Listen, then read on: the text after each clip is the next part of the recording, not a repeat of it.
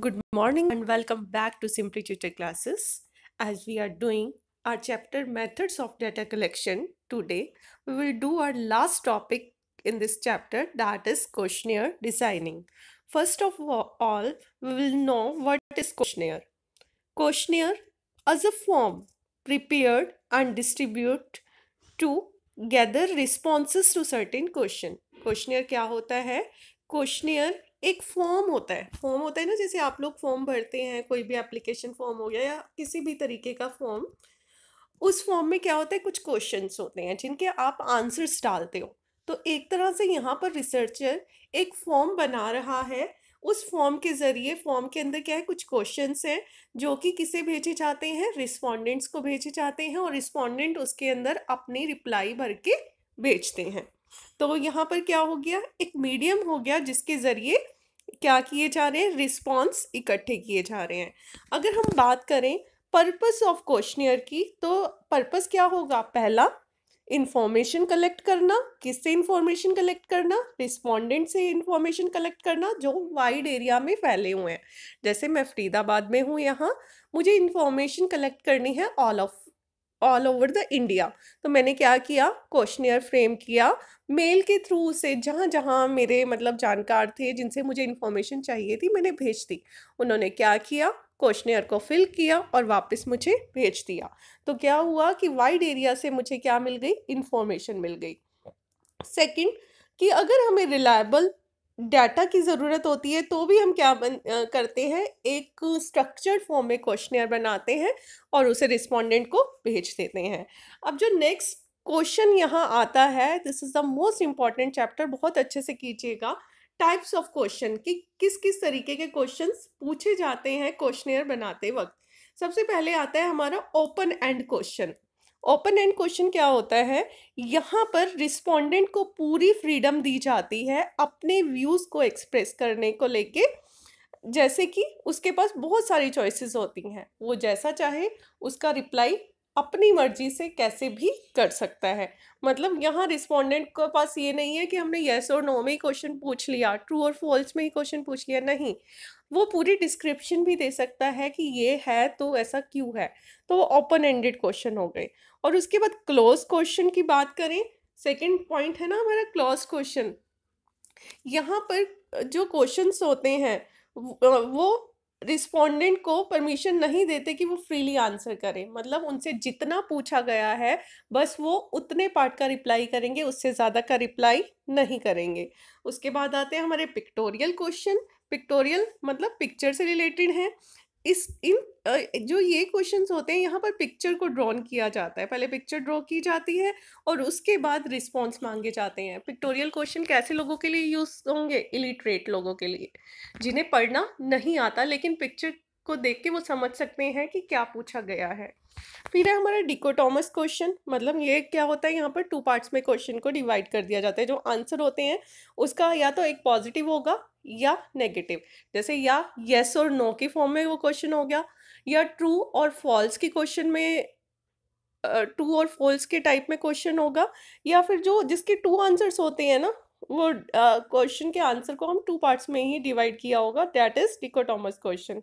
फिर उसके बाद आता है मल्टीपल चॉइस क्वेश्चन। ये तो आप सबको पता है कि एक क्वेश्चन दे दिया, उसके 4-5 आपको ऑप्शंस दे दिए और उन ऑप्शंस में से आपको अपना आंसर सिलेक्ट करना है। लीडिंग क्वेश्चन, ये क्या करते हैं, ये एक इनडायरेक्ट वे होता है किसी भी क्वेश्चन को पूछने का। जनरली जो लीडिंग क्वेश्चंस होते हैं वो कंफ्यूजन क्रिएट करते हैं, तो जितना हो सके क्वेश्चनियर में लीडिंग क्वेश्चंस को अवॉइड करना चाहिए। उसके बाद आता है एम्बिग्यूअस क्वेश्चन।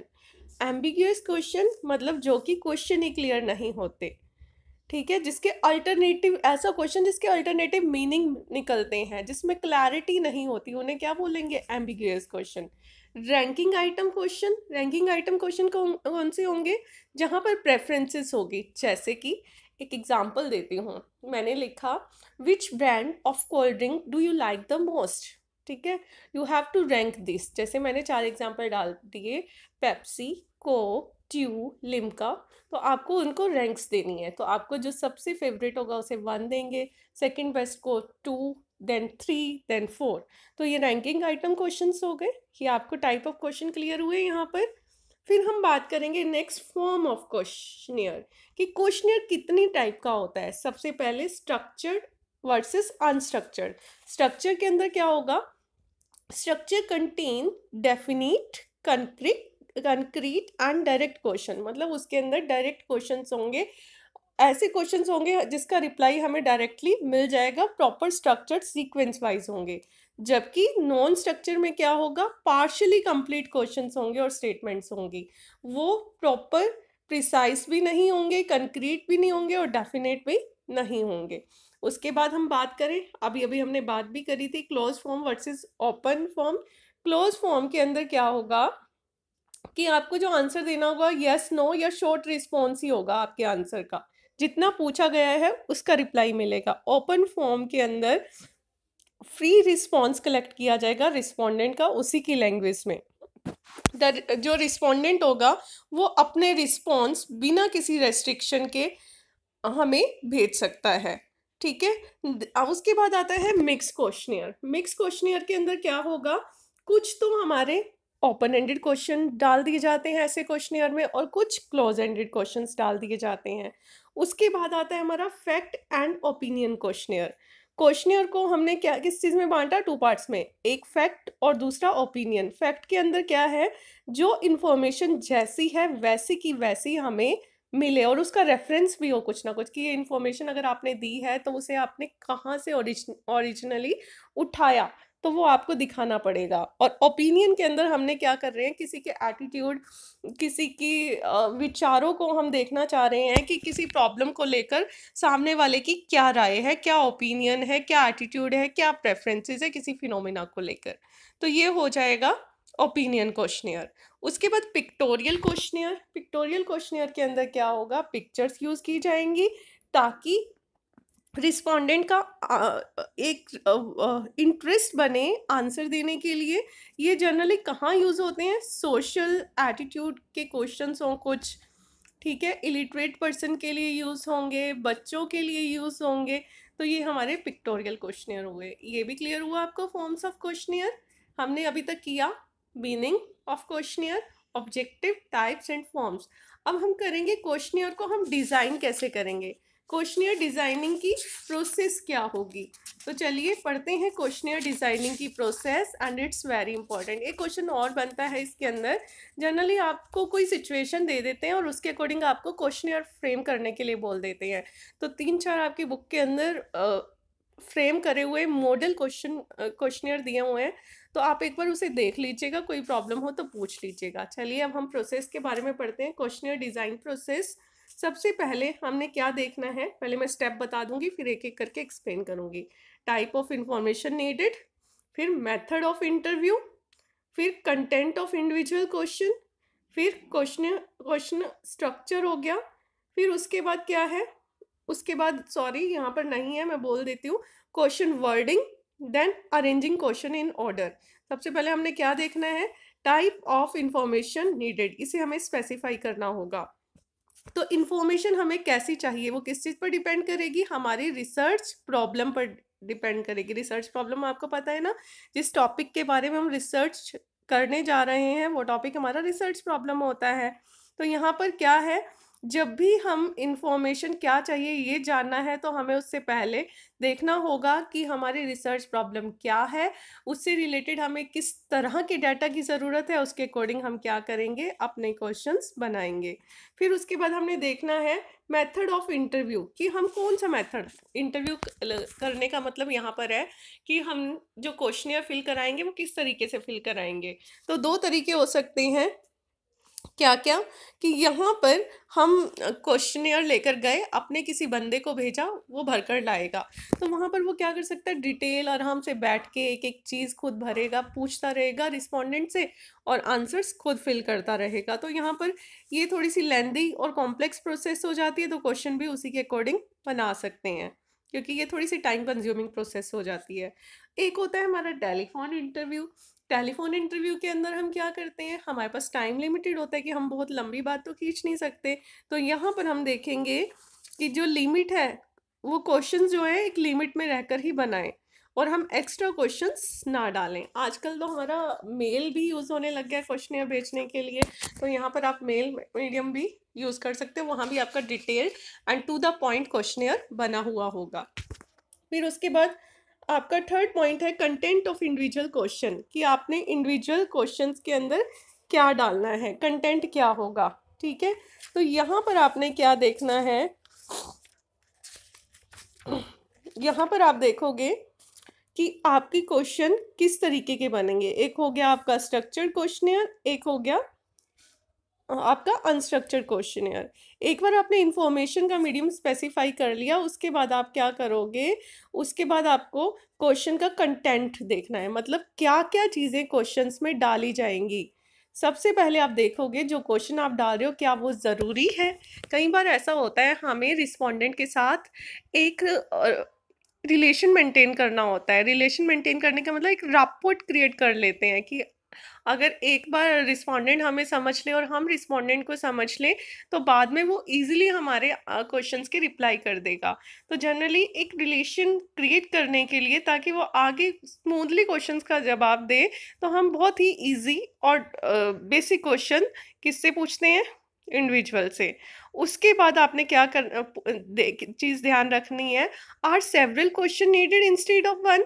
कई बार क्या होता है हमें रिप्लाई एक ही क्वेश्चन में मिल जाता है, तो क्या हम देखते हैं कि क्या एक ही क्वेश्चन नेसेसरी है। कई बार जैसे हमें यस की फॉर्म में मिल गया आंसर, तो उसके बाद और हमें क्वेश्चंस बनाने की ज़रूरत नहीं है। पर अगर नो की फॉर्म में मिला, तो हमें नो के बाद जैसे फ्लो चार्ट होता है ना कि यस तो स्टॉप हो जाती है प्रोसेस, नो तो हम और आगे आगे आगे क्वेश्चंस बना देते हैं। तो हमें ये चीज़ भी ध्यान में रखनी है।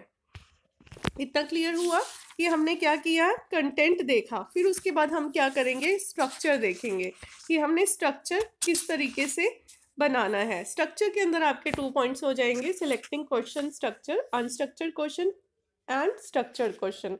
अनस्ट्रक्चर्ड क्वेश्चन कौन से होते हैं, जनरली ओपन एंडेड क्वेश्चन होते हैं, जो कि रिस्पोंडेंट अपने शब्दों में जिनके आंसर्स देता है। इन्हें फ्री रिस्पॉन्स क्वेश्चंस भी बोलते हैं। कुछ एग्जाम्पल्स हैं हमारे अनस्ट्रक्चर्ड क्वेश्चन के, जैसे कि आपसे पूछा जाए कि आपका ऑक्यूपेशन क्या है। ठीक है, तो कुछ लोगों से पूछा जाए, जैसे पहले पूछ लिया ऑक्यूपेशन क्या है, दूसरा आपका फेवरेट पॉलिटिकल फिगर क्या है, ठीक है, आपकी क्या राय है डिपार्टमेंटल स्टोर के डिस्काउंट को लेकर। तो ये अलग अलग ही क्वेश्चन हो गए ना, 3 क्वेश्चन पूछे और तीनों ही डिफरेंट डिफरेंट हो गए, तीनों आपस में रिलेट नहीं कर रहे, तो ये अनस्ट्रक्चर्ड क्वेश्चन हो गए।